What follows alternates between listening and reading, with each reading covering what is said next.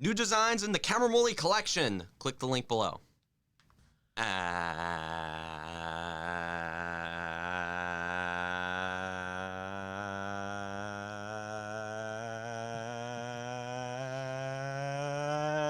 good morning, good afternoon, good evening, everybody. Welcome to another episode of the Cameron Woolley Show. Across from me is Ming Chen. What's up, everybody? And I'm Cameron Woolley. Now, I bet a lot of you are asking, why did you have such a long intro when the Giants missed the playoffs last week? Yes. And I'm sitting there and I'm like, well, I would have been pissed, but Yeah. something happened last night.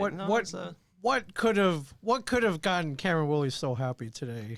As you guys know, the World Junior Championships in hockey, at least in men's hockey, have been going on recently, and the United States played in the gold medal game against Canada after finally beating Finland. Yes. Because how many years has it been in the World Juniors? The U.S. has been I don't getting know. You tell me because I slapped by can't. Finland. Yeah.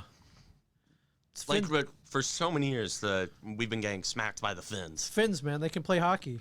It's a cold weather climate there. They're cold weather people. They play. What's those Scandinavians in their hockey? I don't know what it is, but it's the lutefisk. I mean, you got the salt cod, like whatever weird food up there. I still don't forget Capo Caco a couple years ago at the World Juniors. Yeah. Or whoever scored that goal against the Americans to traumatize me. Yeah. Somehow. And then last night, gold medal game. Who else is there but our brothers to the north, Canada? Yes.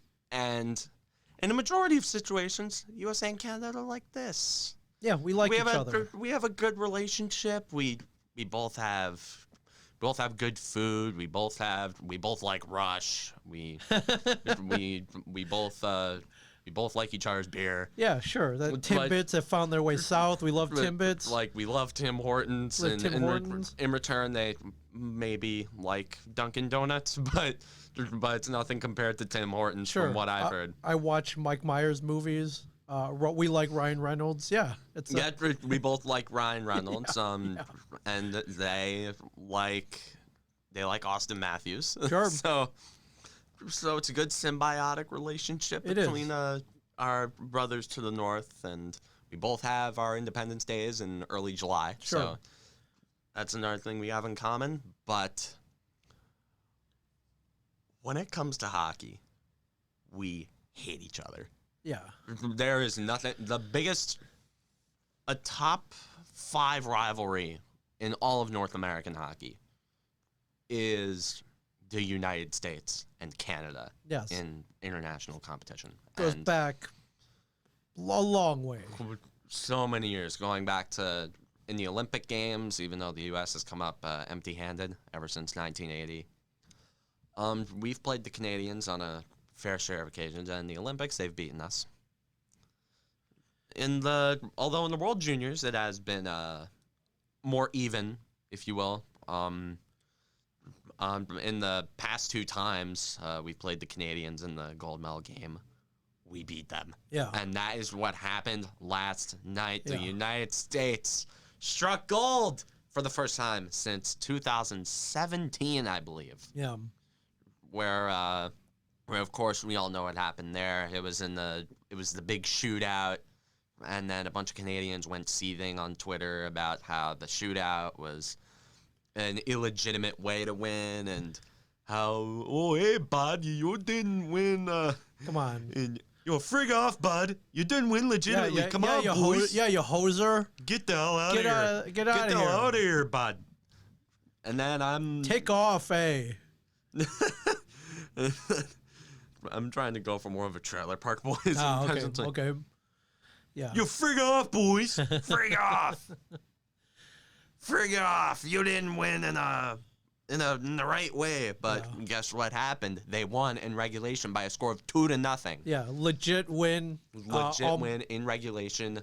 Trevor Zegras, who's been a beast this entire tournament. Yeah, I wish the Devils could have drafted him, but I mean, they probably had an opportunity to draft him, but I think he was in the Jack Hughes draft. Sure. So I'd obviously rather take Jack Hughes over Trevor Zegras, Sure. if I'm being completely honest. But Sure. Zegras, he had I'd consider it to be the game winner in the second period. Yeah. And a shout out to a Devils prospect on Team USA, Patrick Moynihan. He was on that team. He was a 5th round pick last year, and I believe he was recommended to Ray Shero by Jack Hughes. So Moynihan, kudos to him. All right, well done. That was a good suggestion. Unlike say Daniel Snyder and his meddling to get Dwayne Haskins. Yeah, Dwayne Haskins. Yeah. This was a good recommendation. Yeah, and what can I say other than Spencer Knight, the U.S. goalie? All I can say is that the Florida Panthers got themselves a stud. Yeah. At that pick, he was taken, I believe, 12th overall in 2019. Made a good choice. That guy stood on his head that entire game. And in the third period, they were breathing down his neck the entire time. Yep. It was just Canadian cycle after Canadian cycle, shot after shot, and then save after save, scramble after scramble. But nothing happened. Yeah, nothing for sure. happened. And he found a way to outduel Canadian starting goalie and also Florida Panthers prospect. Hey, the Florida Panthers organization is very happy about this game. It's Devin Levi, his name was, and he played a hell of a game too. He only allowed 2 goals, and the Zegras goal was kind of weird, or kind of bounced off the end board, and then that just ended up on his stick. He found the net, though, just man. Ended up on his stick. Hey, bottom line is, ended up back in the net. Yeah. So yeah, you know what that's called? It's called hockey. That's called a goal. It's called hockey. It's called a good clean goal, eh? Yeah, that's a good, clean goal, and it was 2-0 for the U.S. And all I can say is that this was a miracle. Okay, the U.S. was not a better team than the Canadians. The Canadians came into this game, they were undefeated, but forget not even losing a single game. They've never trailed in this entire tournament. They never trailed in this entire tournament, and I believe from something that I saw, they had 19 first-round picks on that roster. Yeah, they were beyond stacked. Right, too. They did not let a 5-on-5 goal. Was that the only goals scored on them were during power plays? Did I read this right? Somebody back me up. I thought I read this. I think the Zegras goal was on even strength, but I know the Turcotte. Until this game, I meant. But the Turcotte goal was on the power play. Yeah, I believe. But still, total domination. It wasn't domination. It was more Spencer Knight standing on his head. But okay. But this. Well, I meant the Canadians just totally dominated the tournament. The Canadians just absolutely dominated. And I think Zegras even mentions, like, you know what, we got a chance to win this. Canadians, they haven't really been tested this whole tournament. Yeah, good point. They were never tested in that entire tournament. Yeah. I think they had. Forgive me if I'm wrong, but in their group, I believe they had Germany, Switzerland, and Sweden. And don't get me wrong, Germany has been a rising force in the international hockey world. I mean, Leon Draisaitl, hello. But there was in the USA, we weren't exactly. Never mind. Wait, the Canadians actually had Finland in their group. Yeah. So yeah, and it's Finns, man. Yeah, Finland got a good team, but USA lost their first game to Russia, but. And if it's one thing that gets Americans riled up to accomplish something, it's the threat of being one-upped by Russians. So this is, ever since the 50s, maybe even beforehand. Ever since the probably beforehand. Ever since the Iron Curtain went up, it's always been Russia. Yeah, there's been Russia and something that gets that loss definitely woke them up. I think. The next game they absolutely whooped Austria. It was like they were taking out their aggression or something, but 11 to 0 zip victory. It's like, God. next game. But They on were that annexed. on that same day, Canada beat Germany 16-2. So, yeah, Germany hasn't. They're not bad. I mean, I remember in the Olympics, which was dude, the 2018 Olympics in hockey. Those were Mickey Mouse Olympics. Okay. So, although Germany beat Canada in those Olympics, and it was funny to watch. And the Germans, after they lost to Russia in that gold medal game, which that was such a fluky gold medal for Russia Right. because everybody knew they were going to win. They threw all of their top NHL talent on the ice. It was exactly like the Cold War. It was exactly like the Cold War days Right. where all they did was throw out professional hockey Yep. players. yeah, best of the best. Threw them out there. Dude, I'm a firm believer in thinking that Soviet national team was the best hockey team ever assembled. Ever. Like the Russian Five. Yeah. You had God, I forgot all their names, but I know they had the only goalie I know, or the only player that I know specifically from that team was Vladislav Tretiak. Right. And I remember when I heard that the Russian that came out of the draft, Askarov, when the Russian media was comparing him to Tretiak, I'm Yeah, like, I was like, whoa, back up. I'm like, whoa, dude. Right. Tretiak belongs in the. He belongs in the conversation for being a top 5 goalie of all time. He's a legend. Let's no be doubt. honest. No doubt. What was so funny is that the Russian coach, and I'm not trying to draw too many parallels to the Miracle on Ice from this game, but I saw your tweet, which you should be following. But Zigris was talking about, like you said before, he was talking about how they weren't battle tested. Right. Which, I mean, they played the Finns. I did beat them 4-1. But the U.S. beat the Swedish 4-0. They did. So they've definitely been battle tested. Right. And the U.S. they beat the Canadians and the U.S. in the quarterfinals, I believe, took care of Czechoslovakia. Yep. And the semifinals, Canada whooped Russia 5-0, shut and the 'em U.S. barely beat Finland 4-3. 4-3. In case you guys are curious, the Finns beat the Russians handily in the bronze medal game. Right. 4-1, and then of course, And the main event. and then the U.S. shuts out Canada 2-0. Main event. Yeah. If good way to start 2021. Well, yeah, Little national Good way- pride. Yeah, good way and national pride. And let's be honest, hockey's Canada's game, man. Dude, hockey is Canada's game, but it would be it was like a bunch of Canadians beating the Americans at football. Like that's the magnitude. Well, It's the yeah, well, magnitude they're a here. little more evenly matched when it comes to hockey. Let's Sure, be fair. Sure. And also, can I mention something? Absolutely. Those jerseys that the Americans wore in that gold medal game. Oh, I shouldn't say the Americans. Say we. Because we're yes. Americans. We okay? are. We were born in this country, We were born in this country. We were raised in this country. And and the good Lord willing, we'll die in this country. But yes. or in a tropical island somewhere, peacefully in our sleep. All I can say is those uniforms that we wore last night. Oh, man. Those were some uniforms. And don't get me wrong, the USA hockey jerseys, those are fine looking. Those look fine, but you look at those uniforms which were inspired by 1980. Yeah, I mean, there's no doubt about that. I love it. But they have the USA diagonal instead of just across the chest. Yeah. One of these days, I should get like a Zach Parise classic USA jersey. No, what? No, not Zach Parise. What the hell am I talking about? I get a TJ Oshie. Yeah. What kind of idiot am I? Dude, I'd get a TJ. Dude, that guy's Captain America. Parise defected to Minnesota.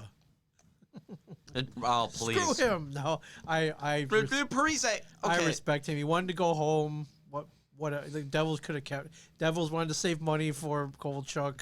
Blah blah Dude, blah. Also, that Parise contract is turning out to be a total disaster in Minnesota. Right. Dude, Zach Parise and Ryan Suter were the reason for the 2013 lockout.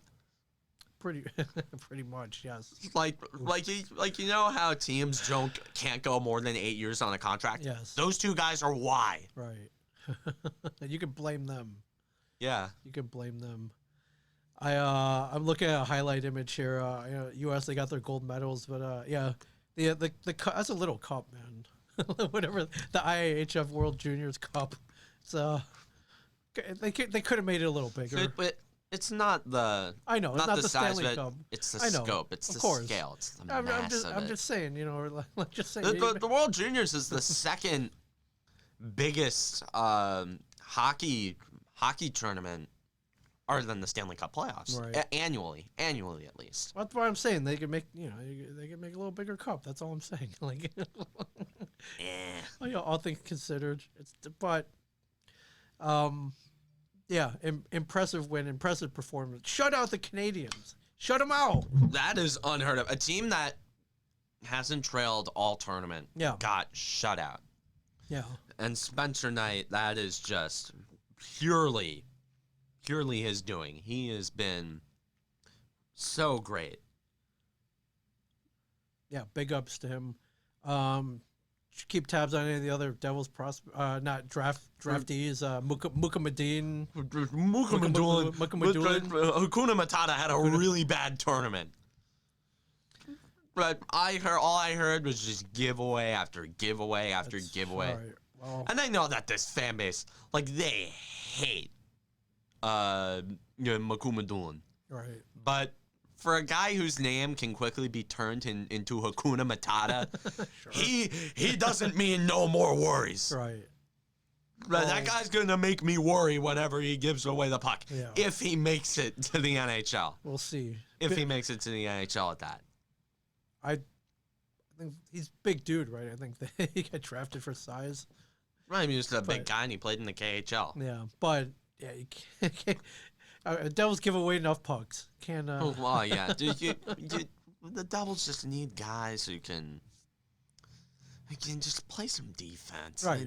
They just need defense. Right. And by the way, NHL hockey, not for the Devils, but NHL hockey in general starts 1 week from today. Oh, you're right. Today's Today's the 6th. Yeah, in 1 week we'll be watching hockey. Devils open open on up the 14th, 14th. right? Yeah.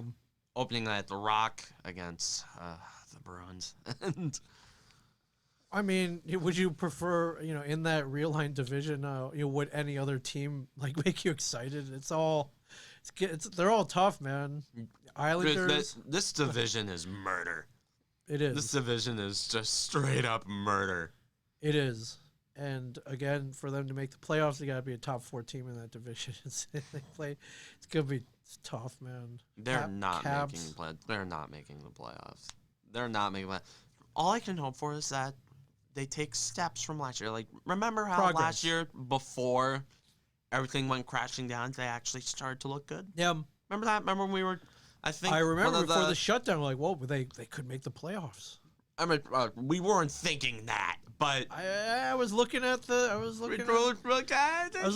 standings. I'm like, they're not that far. Even before they let out. They're only 14 points out. All we need to do is to win 7 games in a row. And you're right. They were playing good. They were winning. They looked good.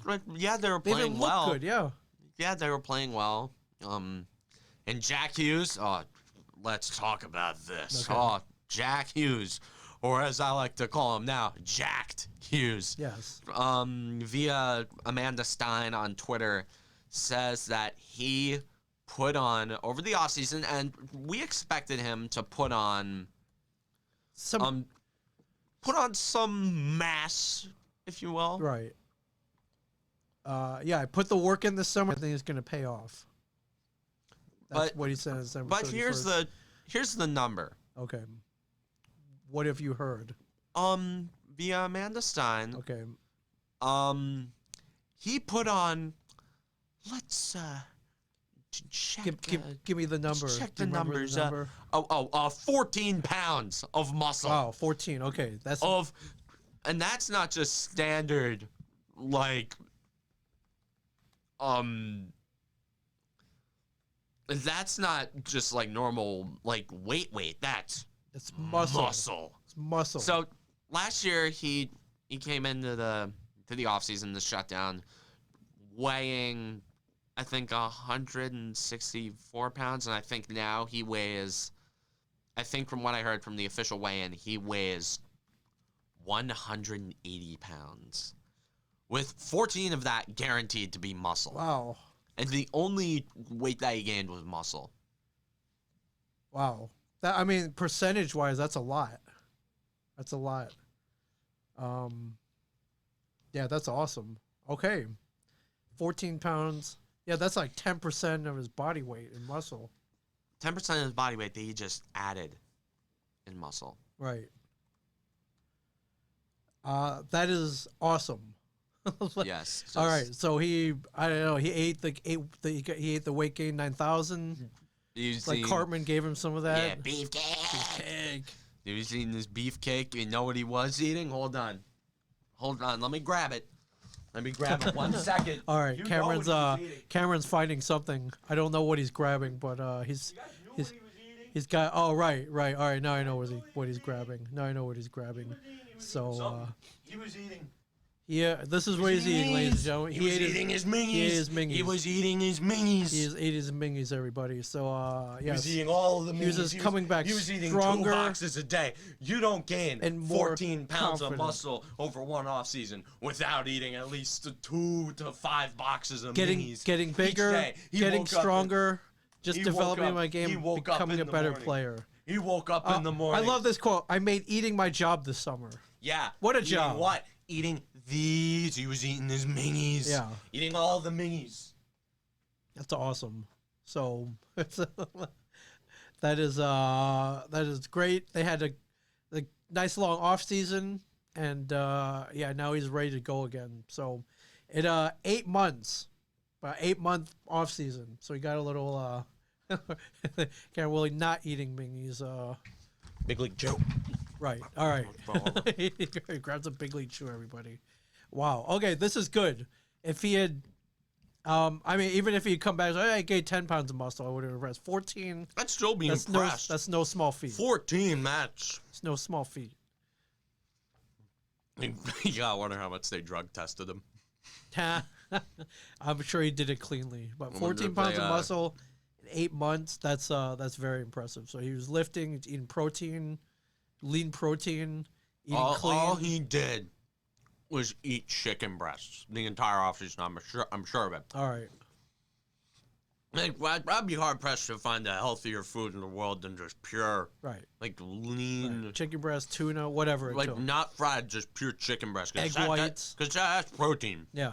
That guy ate chicken breasts and egg whites he made a chicken breast and egg white sandwich. Oh, no way, he couldn't eat the bread because that's too many carbs. Yeah. He put on all the muscle. He's ripped.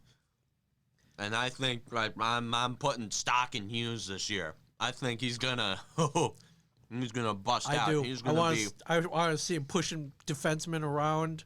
I want to see defensemen bouncing off of him as he skates with the puck down the ice, going top shelf, scoring goals. I want to see him saucing up premier passes to Kyle Palmieri. Yes. Saucing up 1-2s at the point to PK Subban, wire to wire. Yes. All right, this is great news. Dude, right, this is... And what I've been hearing, a training camp line combination I have been seeing recently. Ooh, okay. Of course, Hughes and Palmieri have been playing on, I think, first-line reps, which Jack Hughes, I think he should at least be getting a chance at first-line reps. Sure. And Nico Hischier last year, he frankly did better on the second line with guys like Pavel Zacha, and when he resigns, Jesper Bratt. So, because I'm seeing all these, that's right, I don't want to get too sidetracked on the Bratt thing, but my point is, I've been seeing Hughes and Palmieri on the line with, you know what I've been seeing? Andreas Janssen. Okay. Off-season addition via trade for Joey Anderson from the Toronto Maple Leafs. Right. So interesting. I mean, Andreas Janssen's a 20-goal scorer, battle-tested, and he played like second-line minutes at most on Toronto. Right. On a team that had Austin Matthews and John Tavares on it. So I'm not I'm not shocked that he's going to be getting big minutes. Hughes, definitely. I mean, Janssen's more of a goal scorer. Hughes needs a trigger man, at least temporarily, Right. before Holtz is eventually ready to Right. make the step. Wow. All right. This is great news. I didn't know it was 14 pounds of muscle. It's big. Again, Mingies in weight gain 4,000. That's right. I'm loving these reports coming out of training camp. Then all I need to see is a product on the ice now. I hope to God we get one, unlike last year, because last year all we got all offseason was flash with no substance. Right. And Hughes, another year of Hughes, that could be... I think this year we're going to be getting a really good gauge on what he is. Yep. If he doesn't produce, then I'd be getting a little... They get worried. I get worried. A little worried, pessimistic. That never happens to you. Oh, yeah, I never get You never pessimistic. worry. Especially with the Devils. Never.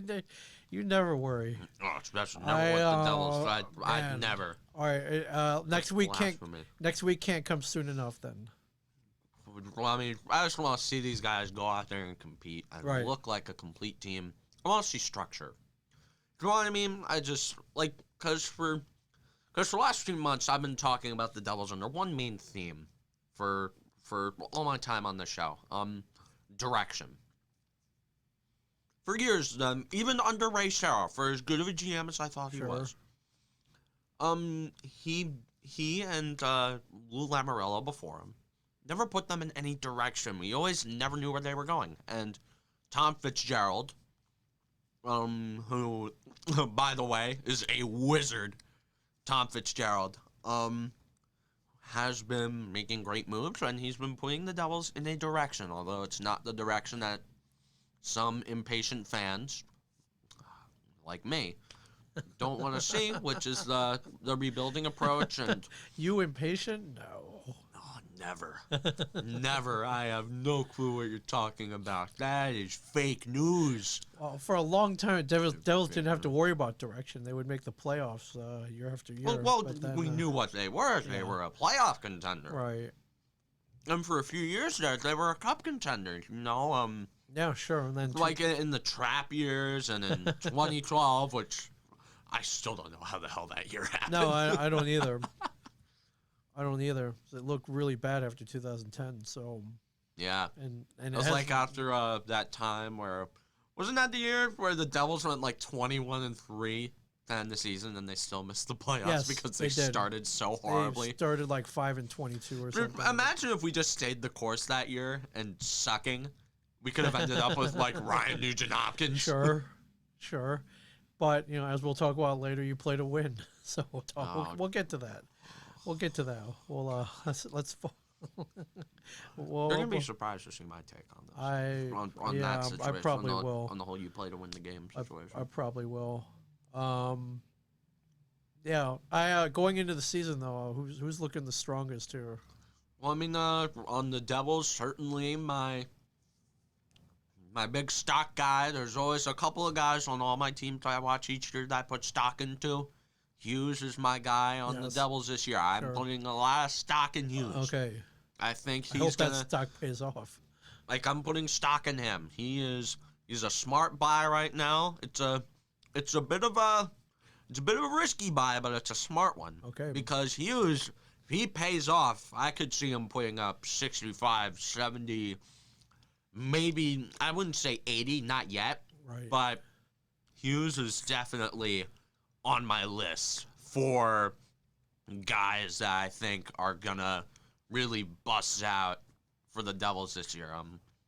Obviously some other guys. I'm very excited to see Pavel Zacha. Strangely enough, I'm a I'm a big fan Zacha of I'm a fan of Pavel Zacha because you know Absolutely. what? He doesn't piss me off. He's one of those guys. That's no small feat, my friend. You know, he's not what we drafted him at. But he's an essential part of this team. Right. He's a guy he's a power forward, who has size. He can get the pucks in deep. He can fish pucks out, throw them out to the slot. And he has a little bit of a scoring touch, which was explored a little bit last year, but couldn't really be truly thrusted upon before the Corona Chen. And then, but I think this year, I think he's going to be playing a lot of minutes with Nico Hischier, which I'm a big fan of the Hischier Zaka Brat line combination. I think that's a perfect second line because Pablo Zaka, for some reason, with Jesper Brat just works. It just works. And I know you guys are probably asking, you're probably thinking, where does Nikita Gusev fit in all of this? Right. And tell me. I'll tell you, because I like Goose. He's I always think He's a solid player. Well, I think the Goose. He's not loose yet, but he's gonna be loose. Okay. The Goose will be set loose this year. But he's a good guy that you can put in your middle six. I think he'll fit on the third line with Travis Zajac and like Nick Merkley or something like that. Just like he doesn't have Blake Coleman with him anymore, which could do him something, or he could possibly be on the second line and Zaka gets moved to center and something like that happens. Although the Pavel Zaka at center experiment is a thing that's been going on for 2 years too long, and I'm sick of it. Actually, 3 years too long because they tried it when they made the playoffs. Right. It didn't work. Dude, Taylor Hall really carried that team. Wow, we had Pavel Zaka as our second line center. Yeah. Jesus Christ. But in terms of defense, there's definitely a couple guys. I'm a fan of Will Butcher, Damon Severson. Because Damon Severson, for some reason, always comes up in big moments. I don't know why. He's always the guy that gets the big goal in the third period to tie the game or break the tie or put him up by 2 goals. Severson just seems to always be there. You hear his name a lot. Right. Well, I'm talking about in big situations because Severson, most of the time, is just your run-of-the-mill two-way defender. But Severson, he's there when chips are down and you really need a goal. Damon Severson's there. Yeah. Again, Butcher, another guy. He has kind of fallen off in the last couple of years, but I think if you put him with the right guys, PK Subban.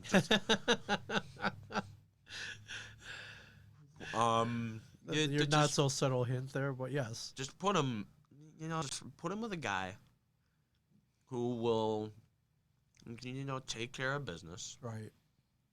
And I think Butcher can at least come close to his rookie totals. Another guy I've been hearing about is a trade piece that the Devils got back for Sami Vatanen from the Hurricanes. A Finnish guy, so don't forgive me if I butcher his name like I do with most Finnish guys. Okay. Jane Kuokkanen. Kuokkanen. Yeah. Kuokkanen. Yeah, okay. Yeah. So, I've been hearing a lot about him. He'll probably crack the roster out of training camp. At least I think. Another guy, Yegor Sharangovich from Russia. Actually, no, he's from Belarus. Belarus, from Minsk. Whoa, what the hell? From Minsk. 6'2", 196. Big guy. Big dude. Big dude. But, yeah, I've been hearing good about him. You know a guy who I think is going to be a surprise to not make the roster? Who is that? Miles Wood. I don't know if Wood makes the roster. I've been conflicted on him. And Wood, at most, he's a fourth liner.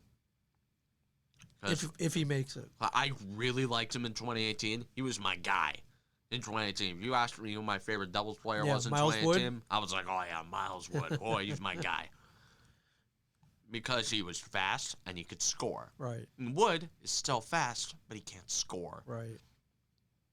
All the guy does is run into the boards. He can't skate. Yeah, we need a left winger who can score. Yeah. Well, a fourth line left winger, which I think it might end up being Nick Merkley. So, all right, watch out, everybody. I'm a fan of Merkley. Yeah. I think he's going to be other than Dawson Mercer, he's going to be the big piece to come back from the Hall trade, along with the cap space. But I mean, that's what we're hoping for, right? So yeah. Nick Merkley in cap space. What we're hoping for. Other than Dawson Mercer. Yeah. Gonna be good. Yeah, this schedule with the weird baseball format is. It's fun. I like it. And we're going to be talking about how the Devils would split a set against the Flyers. So the Devils usually play a 2-game set against the Flyers. They split the set. Right, and they'll still be they'll be in it if they can split this series. Do we call it a series? Almost like we call it a 2-game set. Two-game set. In baseball, that's what we call it. We call it a set. Set. Okay. We'll just talk like how we talk in baseball. Okay. All right. The best we can hope for is a split in this 2-game set. It's like, okay. Like, I could hope for a split in this 2-game set. Shoot, man. Now that things are so weird, they should have just put like 3 of them together. Like, just make it like 3-game set against the Penguins. Knock off almost half the games they have to play for the season. Yeah, thank God. Yeah, get all the Penguin games out of the way. Yeah, right? Yeah. Get them all out of the way. Not just have all our games against the Bruins be back to back. So eight in a row, or no, 4 in a row. I guess they'll do 4 at home, 4 away. Okay. Yeah, they could have done that. Yeah, they could have just done that. Yeah. I want to get the games against the Bruins out of the way. Because that team is murder. To the Devils, at least. They are murder. That would be nice. And then there are a couple. They're rare, but they're was it February 22nd, 23rd? They play back-to-backs, Buffalo and the Islanders, which could get interesting. Yeah. Other than that, but there's a series in April. Just click the calendar, head over to April. 13th to the 19th. Oh, it was 13th to the 18th. 4-game series. It's the dreaded New York Rangers. Yes. 1 at home, 2 away, and then 1 back home the next night. Yeah. The 13th at the Rock, the 15th at the Garden, the 17th at the Garden, and then the 18th at the Rock. Could be interesting, man. It'd be nice if they were kind of, somewhat in the hunt by this point. Yeah, they're not going to be. No. They're playing for pride at that point, and the Rangers are looking like a killer team because we keep forgetting that they got Lath. Oh, God. Lafreniere. That's going to suck. Lafreniere. That's really going to suck. It is. There's no way around that. But what are you gonna do? That's how the chips fell this year or last year. Yep. For the draft, that's how the chips fell. Well, I'm happy they'll be able to get 56 games in. I'm happy that we're playing hockey. Fingers crossed. This young group. Fingers crossed. I don't assume anything. This young group will. The only good that can happen for them is for them to play games, get experience. Right, and learn some lessons. We love the P word here at the Cameron Woolley Show. Progress. Yes. Progress. Progress. Yeah. It's all new muscle, new head coach, probably couple new players. Who knows? Yeah. Who knows? Who knows? It could. Hey, train arrives early. If the crop harvests a couple years early, which is like what happened with the Yankees. Because remember, when the Yankees in 2017, they were considered to be in the deep rebuild. Sure. And but then all of a sudden, everyone. We were supposed to be thinking now was going to be the time that the Yankees would start. Right, but you had a couple guys just start hitting bombs. Yeah, that's what happens when Aaron Judge hits 52 even, home runs. Even Sanchez was Sanchez was raking. Right. Gregorius raking. Yep. Severino suddenly becoming a Cy Young finalist. Yeah. There's so much in that 2017 year happened. Anyways, I'm not gonna swoon over the you never 2017 Yankees too long. Subban returns to form. Who knows, man? Okay, PK Subban returning to form. That would be fun. Because but PK Subban is one of my favorite players to watch. Right. And he is just. He's even more fun when he's good. That slap shot. He's even more fun when he's good. Who knows? Hopefully with Lindsey Vaughn not distracting him anymore because did you hear that they just broke up? Yeah, they were engaged and called off the engagement. They weren't engaged, were they? I believe they were. I wouldn't doubt it, but they weren't engaged. No. If they were engaged. Here we go. August 23rd, Then 2019. Olympic skier Lindsey Vonn is engaged to New Jersey Devils PK Subban. Yes, broke off the engagement. Yikes. Now, we've seen this before where two athletes and, these Hollywood relationships. Well, most notably, Joe DiMaggio and Marilyn Monroe. Right. I always go back to Matt Kemp and Rihanna. Matt Kemp goes out with Rihanna, doesn't do so well. Breaks up with her, and I remember this clearly because I had him on my fantasy team after they broke up, and he went off, man. He was like, "Oh, now I'm not distracted."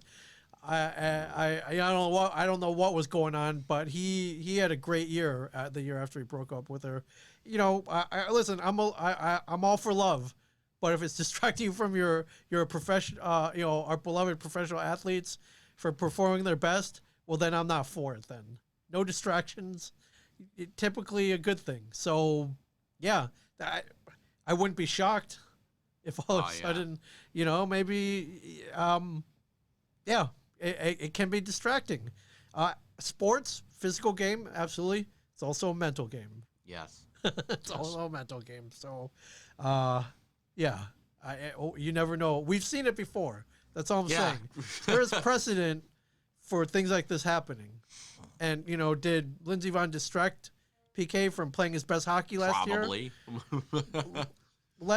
I want to stop short of saying hopefully, yes, but I saw more of his Instagram account with him and Lindsey Vonn working out. Oh. More than him scoring goals from the point. Right. Yeah. So this is what happens to guys after they break up. And hey, man. Personally, I've never been through a breakup. I've never been through a relationship. So I can't tell anybody here what going through a relationship or going through a breakup feels like. However, there are some guys that get motivated after a relationship. They feel deserted. They go back to the gym. They put in the work. Right. They needed something to keep their mind off of, the hurt. They start enjoying the ability to go out with their guys again. Sure. Or, hey, listen, the relationship, it's a distraction. You spend time, got put in, spend time with another person, but it's distracting. So who knows? Who knows what this could do to him? Could have a positive athletic effect on him. And if that happens, be honest, I didn't think about this until right now. Yeah, no, and I always cite the Matt Kemp examples. Like the moment he broke up with Rihanna, man, that guy he started his average went up like 50 points. Wait, I thought Rihanna was dating Chris Brown at that time. I think this was after. I'm gonna have to look this up. This was a long time ago, so. Because I know Matt Kemp had a crazy 2018. Right, I'm going way back. I'm going back to 2011. That Matt Kemp. Oh. Yeah. Okay, yeah. But, yeah, 2011, I believe Matt Kemp. Let's go to old baseball reference here. 2011, he was second place for MVP behind... he had 324. He had 39 home runs. He had 126 RBIs. He OPS of .986. Yeah, he helped me win my fantasy league that year. So I keep hearing that Matt Kemp was robbed of MVP by Ryan Braun. The juicer? Yes. Yes. Yeah. And compare that. Yeah. The Hebrew hammer. So I'm just citing Ryan examples Braun. here. And I mean, he was a Jew, sir. Right. I'm just saying examples. Matt Kemp starts dating Rihanna. They're going out in 2010. Matt Kemp, 2010, hit 249 with 28 home runs and an OPS of .7760. Yeah, not good. Pretty pedestrian. Not the good. home runs are great. He played every game that year, so he wasn't injured, except for maybe his head was being messed around a little bit by this hot and heavy relationship. Breaks up with her and has MVP caliber season. Dating Rihanna, that's gotta be. That's gotta be work, man. Yeah, that's gotta be work. That's I've never dated Rihanna. I'll never date Rihanna, but that's gotta be work, and it's distracting. And I think We don't condone what Chris Brown did, by the way. No, and just for comparison, 2009 Matt Kemp at 297 with 26 home runs and .842 OPS. About you came in 10th in MVP voting. So,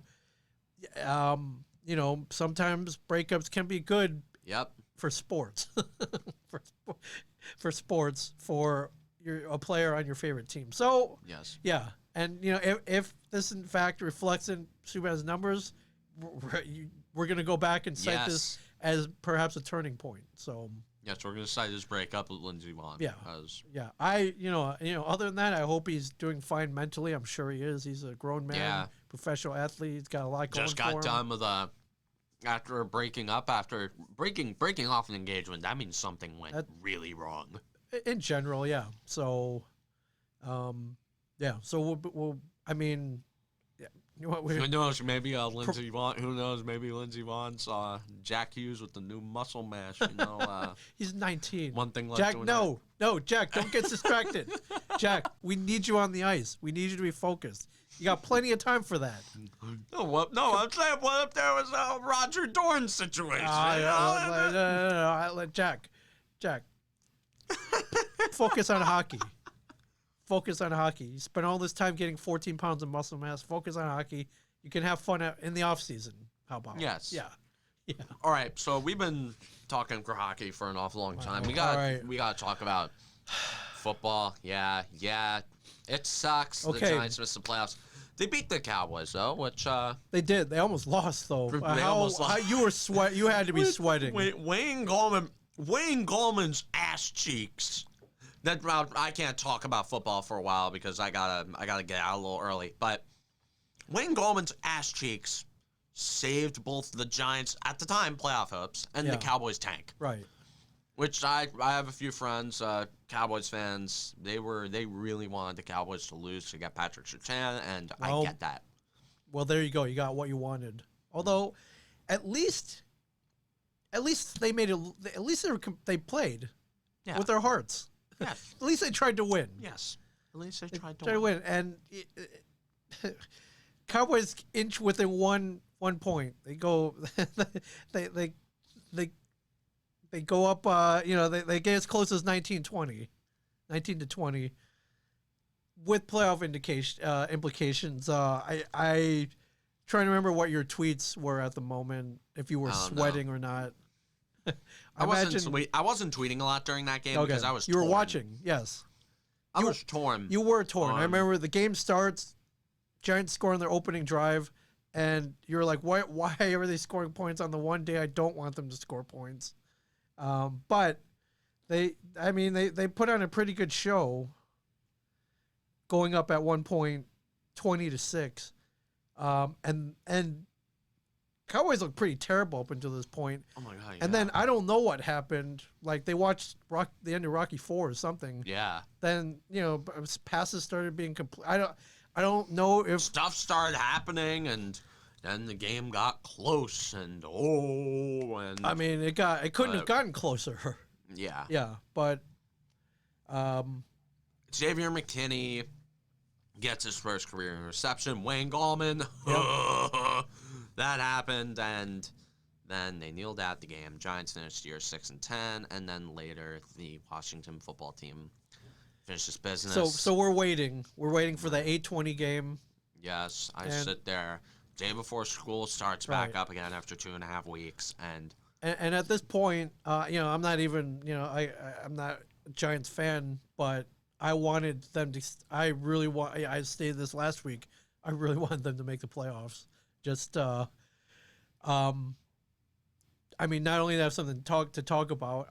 Hey man, I've been invested in this team all year. I think it would have been fun. It would have been funny. It would have been hilarious. We're like, oh my god, my shitty 6-10 team in the made playoffs. The playoffs. Yeah, after a horrendous start. Okay.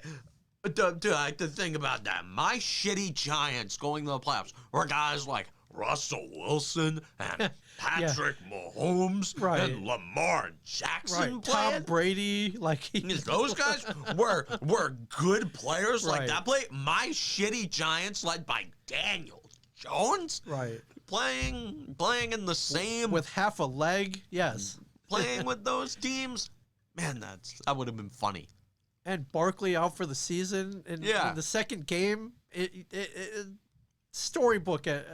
Storybook.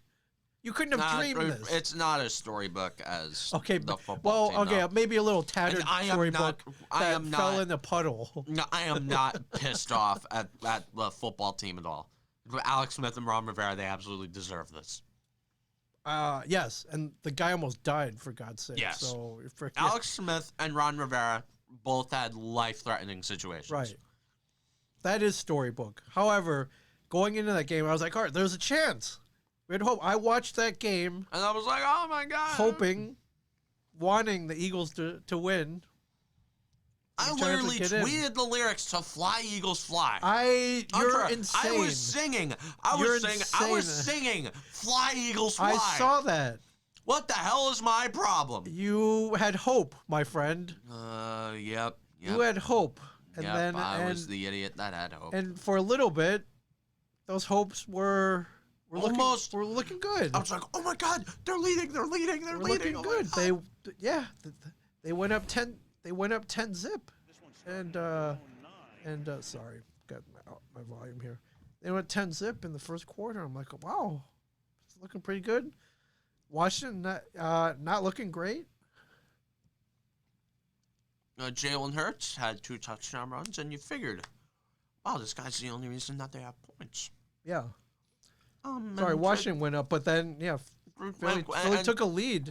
And if 14-10. and if you're Doug Peterson in that situation, do you keep the quarterback is the only reason you have points in the game, or do you take him out for not even Carson Wentz? Yeah. Nate Sudfeld. Right. Was not taking a snap all season. Well, I assume he is at least to come into some game where Carson Wentz got benched, but I wouldn't doubt it if Nate Sudfeld came to a game earlier this season. But yeah, what, dude? It depends on what your motivations are, and that's what's at play. Oh no, Doug Peterson was blatantly tanking. There's, and I get that. Believe me, brother, I get you. I mean, to move up 3 spots in the draft, absolutely. When the difference is Devontae Smith, who just won the Heisman, by the way, Devontae Smith, and not Devontae Smith, right? Then you kind of inch toward tanking. Sure. And all the Giants fans are so pissed off, dude. We went 6-10. We dug our grave. Right. Did you deserve to go to the playoffs with a 6-10 record? No, absolutely not. Of course, I wanted to make the playoffs, but I'm not mad that we didn't make it. Sure. And we didn't deserve to make it, quite frankly. We're not. It's not a playoff caliber team. This team wasn't playoff caliber. Are they the best team in the division? In my opinion, were they the best team in the division this year? Probably. Probably, I'd say the Giants were the most well-oiled, convincing team in the division. At this point? Yes. At the end of Week 17? Yes. I believe so. However, didn't work out that way, playoff-wise. And, a lot of controversy. I'm not going to play the whole tweet, but this is Joe Judge. To disrespect the game by going out there and not competing for 60 minutes and doing everything you can to help those players win, we will never do that as long as I'm the head coach of the New York Giants. I love Joe Judge. I love that. That I love. Dude, that is a leader. I love that. No matter what he thinks for real, that's what you got to say. Dude, but in the tone and manner, and look at that pissed off look he's got. Dude. He meant it. Yes. And I love that. Is the Giants have been looking for so much. The Giants have been going through a big coaching search ever since Tom Coughlin resigned after 2015. Right. Okay. And we went through McAdoo. He who shall not be named. Right. At McAdoo. Asshole. Yeah. And then Pat Shermer, less of an asshole, Right. but wasn't good. He tried to be a player's coach, and just so much bad happened. They didn't take him seriously. They played really bad football under him, and then Joe Judge comes in. The Giants going 6-10 isn't a problem on Joe Judge. It's not the structure on the team. It's a lack of talent. Yeah. It's more Jason Garrett. Right. More Jason Garrett, if anything, who I've been hearing is going to stay. Which Okay, so he's not. He's interviewing, or okay, or is he? If he goes to the Chargers, which I don't think he will. Okay. If he goes to the Chargers, yay. Because then Gelman would be forced to hire a new offensive coordinator. Right. He is also staying. But those are the consequences, okay? Sure. And, like, sure, you can want to win games, but those are the consequences that come with winning. Sure. So, Yeah, good or bad, those are the consequences. yes. And Gelman, I'd like to think rationally about him real quick, because even though the guy is a total clown most of the time, he kind of, with a last gasp for air, he put together a solid offseason. The drafting of Andrew Thomas, which looked terrible at the beginning of the year, kind of looked better and better and better as the year went on. But also the free agency, Bradbury, who's been a total hit, Lara Williams franchising him, who at the time I thought it was stupid. It worked. 11 and a half sacks. Former Jay and Silent Bob's secret stash guest, Leonard Williams, by the way. MVP of the team in my mind. Yeah. No, my opinion is Bradbury. Bradbury is the best player on this team, while Barkley's out. All right. Well, I mean, yes. But Leonard Williams had a hell of a year on a 6-10 team. Good on him. John Mara on why I decided to keep Dave Gettleman. I just didn't think that making a change at this time would be beneficial. That's a very political statement. Very neutral political statement. And then look, he's Dude, what the hell happened to the Mara family? Remember when they were one of the best families in football? Remember the great string of guys, sure, like generations of integrity, respect, and greatness. Right. And Mara and John Mara was following that line. Yeah. He won a couple of Super Bowls. He had some clout, but I don't know what the hell happened to him. He's becoming complacent. Yeah. When you're 6-10 and you And you don't do anything. That's complacency. Yes. And he's a nepotist. There's nepotism. That usually doesn't work out well. Yeah, Dave Gettleman is there because he was, he's been with the organization forever. And I'm just going to flex a little bit of my insider muscles real quick. Yes, please. I have someone in my family works in, like, job evaluation for certain companies and organizations. And the company did a kind of evaluation of the Giants organization. And as you know, the Giants haven't been really good. And they look at guys and it's like, dude, he's not doing his job right. It's like, oh yeah, he's so and so. He's been here for 34 years. Yeah. We're not gonna fire him. And the Giants, that family crap, that works when the guys that you hire are good. Well, yeah, no shit, Sherlock. But If they're good, you keep them. They're bad, but you get rid of them. But except if they're family, I guess. Loyalty is good. Loyalty is good when it's used the right way. Sure, but And the Giants, they're a family-oriented organization, and there's nothing wrong with that. yeah, I hear you. Yeah. John Mary, stealing our word here. I think given the fan mail I've received, most of our fans believe we're making progress. Well, yeah, no shit going. No shit. I mean, 6-10 after 4-12. Technically, that's progress. Yeah. Oh God, it's Dave Gettleman. Yes. I just want to keep going. I don't know where this retirement stuff came from. It came from the fans, dude. Like, Yeah, it came from the people that wanted you gone. Yeah, exactly. Damn. Idiot. Yeah. Idiot. Right. Clown. Yeah. So, I think I mean, I was gonna ask you, at what point did you realize that it's like, wait a minute, they're tanking this game. It's all over. When they put in Nate Sutton. Yeah. I think I saw your tweet. It's like, what what are you doing? It's like, oh wait. Yeah. Yeah. Yeah, they're tanking. Yeah. I mean, to me, is it much different? You've made the playoffs. You put in your third stringers, so no one gets injured. So you're not playing to win at that point. You're just playing the game out. No, Is just it that wanting to much- keep your guys healthy? Right? Is it that much different than I mean, maybe. tanking for a draft pick? Maybe. What? I don't know. I don't know. Yeah, people are open arms. But I mean, there's nothing really you can do about it. What do you want to go to? What do you start putting out ping pong balls now and like? No, No. not happening. No way. Not happening. Well, I mean, for it to be even this close, you got to be a little happy about that. I mean, very weird circumstances, but up until the last game, they were in contention, which sounds weird. Seeing how everything started. I mean, it's kind of good to look at the Giants as something other than a basement dweller again, Yeah, which I'm happy about.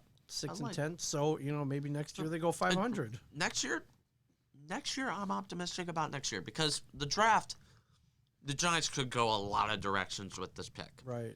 Where does this put them? And What they're position? 11th overall. 11th. Okay. Which is still a good pick. Right. And Devontae Smith and Jamar Chase are completely out of the question. Although Chase is a guy I've been saying for months. After he opted out of the season,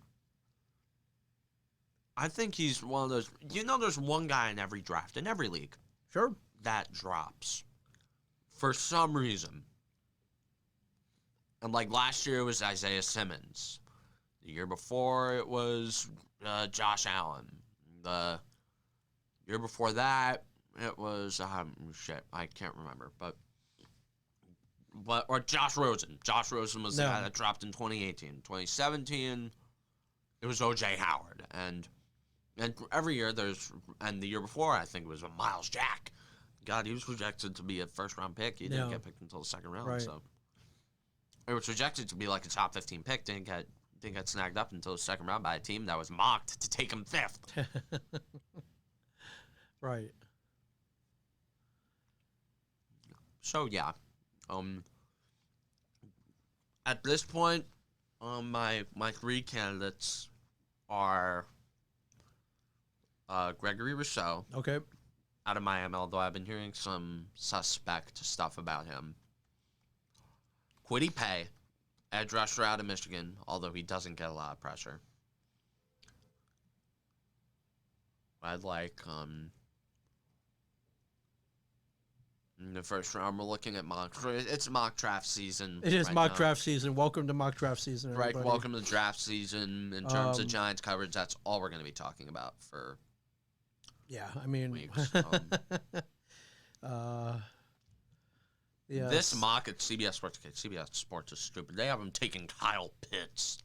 Yeah, tight end. Tight end, really?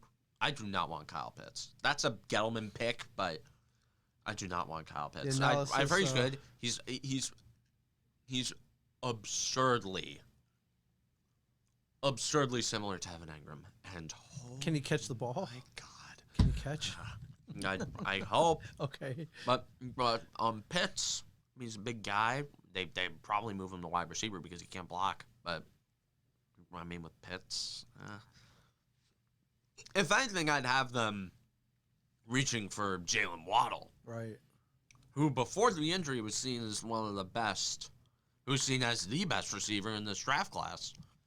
This mock is so stupid. They have the Panthers picking Trey Lance 8th overall. Yeah. Yeah, dude. I Trey yeah. Lance sucks. Listen, yeah, this is very early. I don't put a lot of stock into When the CBS most Sports, recent but- when the most recent quarterback to come out of your program is Carson Wentz, then yeah, you shouldn't be drafted too high. yeah, for sure. So, well, this will be interesting. Now we got Also this mock has Jamar Chase going to have Devontae Smith. Dude, what the hell? yeah. Come on. Although Joe Burrow, Jamar Chase, that could be good. But yeah, it's Yeah, so could Joe Burrow and Devonta like Smith Joe too. Burrow, yeah. Could be good But too. yeah, the Giants, I want them to go after either a receiver or an edge rusher in this draft, or possibly trading back. But as of right now, I've been thinking my number one guy would probably be Jalen Waddle Yeah. because he's just so explosive. I've seen some game of him, and it's really good for all the Odell nostalgists because he's the closest thing to Odell in this draft. He's explosive, although he just broke his ankle. He is a truly explosive player. And you know, a guy with a ball in his hands, a little bit of space. Look out. Like Right. Jalen Waddle is that kind of receiver. And I think Jones, is not really a deep ball guy and in an offense that doesn't throw a lot of deep balls. Nope. Hello, Jason Garrett. Yeah. But I'm sorry for playoff predictions. I don't have enough time to cover that stuff. Yeah. We end up getting Nah, sidetracked with hockey.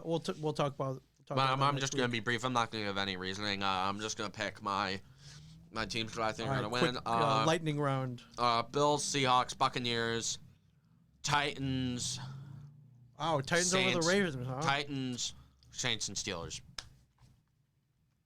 Wow, Steelers. Picking the Steelers over the. Dude, the Browns. Kevin Stefanski got COVID.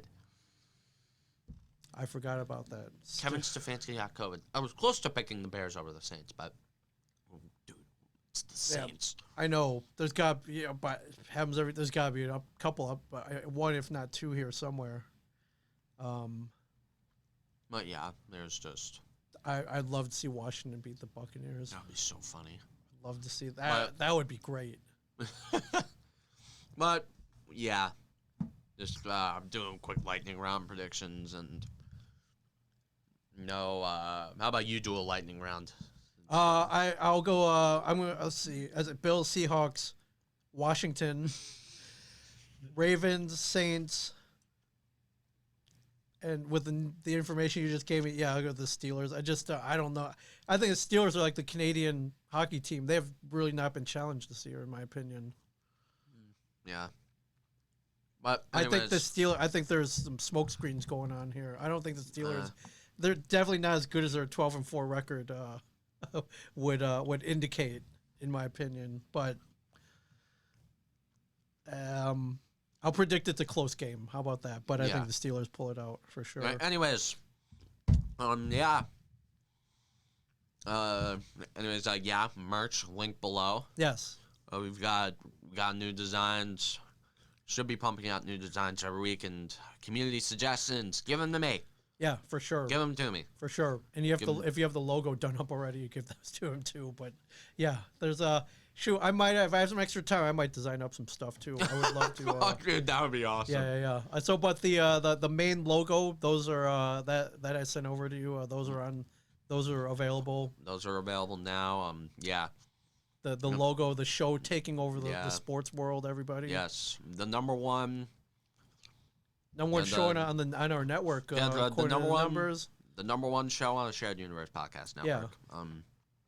And depending on what ranking you look at, it could be inching close to PTI, Rich Eisen. Again, depends guys on like what. that. Yeah, guys like that. Yeah, who are getting paid a lot more than we are. So yeah. Anyways, from Ming Chen and the Shared Universe Podcast Studio, I'm Cameron Woolley.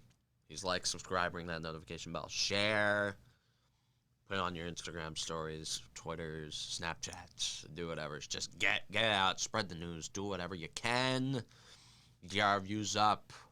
We had a good year last year. Let's hope we have a good year this year. Let's hope we have an even better year I'm saying we're at 42 subs right now. I want to get to 1,000 by the end of the year. Let's get to 1,000, and then you can start monetizing. Get to 1,000 subs, yes. Anyways, yeah, stay classy, New Jersey.